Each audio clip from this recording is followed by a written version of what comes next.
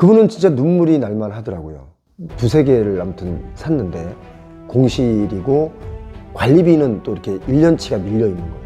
이자도 내야 되고 자기는 사실 감당이 안 되는데 친구 따라 갔다가 얼떨결에 10%만 내면 된다 그래서 그냥 일단 분양받고 피를 붙여서 팔려고 그랬는데 안 팔린다는 거예요. 그래서 그동안 들어갔던 돈을 까먹고 그만큼 마이너스로 해서 내놔도 안 팔린다는 거예요. 영원한 공실이 될 수 있죠. 영원한 공실 나는 것도 많습니다. 지난해 2월부터 지식산업센터의 공실 문제를 저희가 다뤘습니다. 그러면서 이것이 우리 경제의 큰 뇌관이 될 수 있다라고 여러분께 말씀을 드렸는데요. 최근에 태영건설의 성수동 지식산업센터의 PF 부실 문제가 그것이 현실로 보여주고 있는 사례입니다.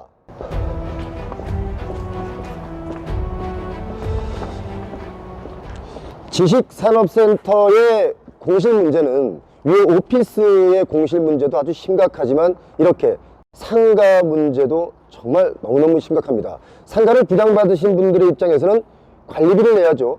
또 대출받은 대출 이자도 계속 내야 되기 때문에 이중고에 시달리고 있습니다. 지금 이곳은 2년이 지났음에도 불구하고 아직까지 이렇게 임차를 맞추지도 못하고 텅 비어 있습니다. 이 위에도 다 비었어. 그러니까 한 거의 90%가 비어 있다고 봐야지.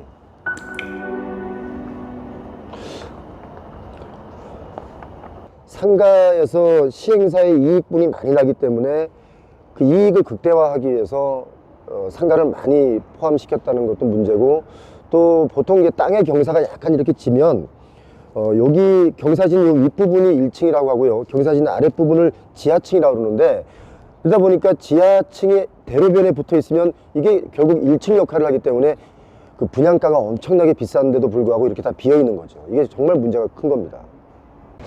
어느 쪽일까요? 이쪽에 있죠, 이쪽에 있죠.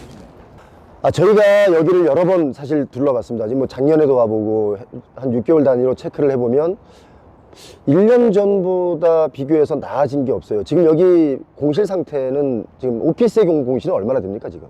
지금 오피스는 공실률이 한 50% 여기가 되고 있습니다. 준공된 지가 지금 2년이 넘었지 않습니까? 상가는 지금 몇 퍼센트 정도 공실이라고 봅니까? 상가는 거의 지하 1층 빼고는 거의 비어있다고 보시면 돼요. 공급이 너무 많아서 채우기 좀 힘들 겁니다. 여기는 위에 찬달에도 이 상가를 다 뒷받침해 줄 인구가 없거든요. 네. 그러니까 약간 공급 과잉이 아닌가. 약간의 공급 과잉이 아니고 저희가 볼 때는 아주 심각한 공급 과잉인데. 약간이나 써야죠, 그래도. 지산이 이 광명 부근에 뭐 수화동도 있고 또 이 가산동에 여기에 이렇게 공실이 많은 이유는 뭐라고 보시는 거예요? 지금 현재적으로 볼 때는 공급의 과잉이 가장 큽니다. 수요층들이 있어야 되는데 수요층이 공급을 못 따라갑니다. 그렇기 때문에 자이타워에서부터 공급 물량이 생각보다 많이 있습니다. 지금 가산동도 공실 투성이거든요. 전국적으로 아주 주요 입지에 있는 지산이 공실 투성인데 그건 전문가로서 어떻게 보십니까? 이거는 분양 초기 단계에서부터 일단 투자자하고 실입주의 비율 자체가 잘못됐다고 판단이 됩니다. 투자자와 실입주의 차이는 몇 퍼센트 정도 됩니까? 지금 예전에 투자 광풍이 불기 전에는 실입주가 거의 70에서 한 80% 정도가 실입주였고 투자자가 한 20% 남짓이 있었기 때문에 이 실입주가 먼저 채워지면은 나머지 20%는 뭐 임대나 이런 부분들이 채워져서 공실률이 좀 그렇게 많지는 않았는데, 광풍이 불 때는 일단은 너도 나도 투자를 했기 때문에 투자 비율이 80% 이상이 있다라 보니 그게 손바뀜이 준공 이후 때까지 이루어지지 않으면 공실로 그대로 연결이 되고 있습니다. 그 지식산업센터 관련해서 제보를 받는다고 글을 뭐 커뮤니티에 많이 올렸었어요. 근데 댓글로 표영호 TV 표영호 대표님 만나봐라 이런 게 있더라고요. 그래요. 시청자분들께서 어떤 점 때문에 약간 그렇게 다들 얘기를 하셨을까? 부동산 관련 컨텐츠를 보는 분들은 저희 영상을 거의 좀 보시는 것 같아요. 그래서 여기저기 뭐 부동산 얘기하면 표영호 TV 봐라. 언제부터 지식산업센터 콘텐츠를 취재를 하셨고 여기에 주목하게 된 계기가 어떤 건지 궁금해요. 지식산업센터라는 게 원래 공장이지 않습니까? 그런데 아파트 규제가 있으면서 이 돈들이 어디 갈 데가 없으니까 이제 지식산업센터라고 하는 상업용 부동산, 수익형 부동산으로 이 투자자들이 몰린 게 있어요. 그리고 투자자들이 몰릴 수밖에 없었던 이유는 10%의 계약금만 가지고 이걸 내 거로 만들 수 있기 때문에 분양할 때 현장 가보시면 그냥 내가 필요한 한 호실만 내가 분양받으려는 게 아니라 일단 이거 내가 다 갖고 볼래라는 심리들이 있어서 막 그런데 정작 나중에 이게 공급 과잉이 되면 수분양자들은 피해를 입게 된다라는 것이 저희 데이터로 공급 과잉이라는 게 보였습니다. 그래서 이거를 아무도 말하지 않길래 다들 아파트 얘기만 하고 있길래 이제 아파트의 가격적인 측면이 문제가 되지만 시간 지나면 상업용 부동산, 수익형 부동산에서 또 한번 경제 뇌관이 될 수 있다. 이분들이 과도한 빚을 내서 이것들을 분양을 받았기 때문에 이게 다 사용 쓰임의 용도가 있어서 그걸 다 쓰는 분들이 많으면 당연히 문제가 안 되겠지만 뭐 취재하는 거 보시면 아시다시피 공실이 이렇게 어마어마한 상상을 초월할 정도로 많이 있는데도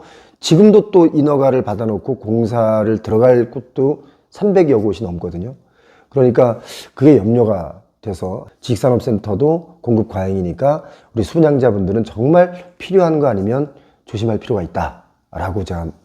가산동도 지금 중동 끝내놓은 것들 보니까 입주를 하기 시작했고 한참 지났는데도 불구하고 80%가 공실인 경우도 있습니다. 이거 어떻게 보세요? 그것 또한 투자자 비율이 워낙 많이 있다 보니 그게 이제 준공 전에 전매로 피를 받고 팔려고 계약이 진행된 호실들이 많이 있었습니다. 그런데 이제 투자 비율이 많다 보니 준공 시점에 그 물건을 다시 받아줄 수 있는 매수자가 없었습니다. 그래서 고스란히 계약자들이 다 등기를 쳐서 임대를 돌리려도 하다 보니 그게 고스란히 이제 공실로. 사실 저희가 조사를 한 거를 좀 말씀드리면 왜 거기 딸려있는 기숙사라 그래서 오피스텔처럼 지어놓은 것들 있지 않습니까? 입주 기업의 직원에 한해서만 입주가 돼 있고 그에 해당되는 업종에 근무하는 사람만 입주를 할 수 있습니다. 기숙사니까. 불법으로 주거용으로 쓰는 분들이 있거든요. 이건 어떻게 생각하십니까? 지식산업센터를 분양받는 업체에 한해서 기숙사를 분양을 하는 게 맞았습니다. 하지만 일단은 분양이 너무 잘 진행되다 보니까 투자자들 비율을 맞추다 보니 그냥 편법으로 분양을 많이 하게 된 거죠. 원칙적으로도 지식산업센터 분양은 실제 사업을 영위하시는 분들에 한해서 분양을 해야 되지만 약간의 편법으로 그러니까 사업자를 내고 진행하는 방법으로 일단 분양을 해서 후 임대 주는 방법을 썼기 때문에 그런 부분들이 조금 이렇게 공실률에 조금 많은 영향을 미칩니다. 몇 군데 정도 어디 가봤는지 그 중에서 기억에 남는 에피소드나 어디 굉장히 이제 심각했던 부분들. 사실 그 이미 10년 전에 분양이 돼서 뭐 지금 사용하고 있는 건물들의 지식산업센터들은 큰 문제가 있지 않습니다. 그런데 2020년부터 분양했던 그 분양물들은 문제가 많습니다. 땅값을 좀 비싸게 주고 서로 경쟁하듯이 이 땅을 사서 이런 건물을 지어서 분양을 하지 않습니까? 그러다 보니까 고분양가예요. 근데 이들은 항상 이런 얘기를 하죠. 3년 전에 분양하는 것은 지금 분양하는 것보다는 싸다라는 얘기를 자꾸 주장을 하는데 그건 이미 버블이 시작되고 난 뒤에 벌어진 일들이기 때문에 이것과 비교하는 것 자체가 잘못됐다. 가산동부터 향동, 그리고 여기 광명, 남양주, 하남시 거의 다 가봤습니다. 제가. 현장 갔더니 어떤 분들이 이제 저를 만나면 울어요. 왜 우는가 봤더니 남양주에서는 막 엉엉 우는 분이 있었는데 그분은 진짜 눈물이 날만 하더라고요. 두세 개를 아무튼 샀는데 공실이고 관리비는 또 이렇게 1년치가 밀려 있는 거예요. 이자도 내야 되고 자기는 사실 감당이 안 되는데 친구 따라 갔다가 얼떨결에 10%만 내면 된다 그래서 그냥 일단 분양받고 피를 붙여서 팔려고 그랬는데 안 팔린다는 거예요. 그래서 그동안 들어갔던 돈을 까먹고 그만큼 마이너스로 해서 내놔도 안 팔린다는 거예요. 그리고 거기는 지금도 아마 공실일 겁니다. 마음이 너무 아프죠. 상가를 이렇게 분양을 받았는데 어디에 분양받았는지 몰랐다 뭐 약간 이런 경우도 뭐. 향동에 갔는데 어떤 분이 저를 보더니 막 쫓아와요. 막 뭐 팬이라 그러고 열심히 본다고 저희. 그래서 여기 어떻게 오셨냐 그랬더니 내일 모레가 준공인데 자기가 산 그 상가가 4개인가 있는데 준공하자마자 자기는 임차를 해야 된다는 거예요. 임대를 줘야 되는 거예요. 왜냐면 대출 받은 돈의 이자를 못 내기 때문에 누군가 들어와서 영업을 해야 임차료를 받으니까. 그런데 어디에 분양받으셨어요? 그랬더니 여긴가? 저긴가? 막 그래요? 그래서 아니 어딘지도 모르고 분양받았냐 그랬더니 대충 여기인 것 같다는 거예요. 그 정도로. 근데 그분은 사실 절박했어요. 왜냐하면 80%가 대출이거든요. 그 4개 호실 다. 그러면 그거 나중에 대출금 못 갚으면 뭐예요? 경매로 넘어가고. 광풍이 불었던 이유는 딱 그 이유죠. 10%면 살 수 있고 전매가 가능하다. 그러니까 장기 공실이 좀 흔한 건지 뭐 어느 정도 최장 공실이 어느 정도까지 막 비어서 안 나가는 약간 악성 매물 같은 거. 보통 준공하고 나서 한 6개월이면 다 차야 돼요. 예전엔 그랬어요.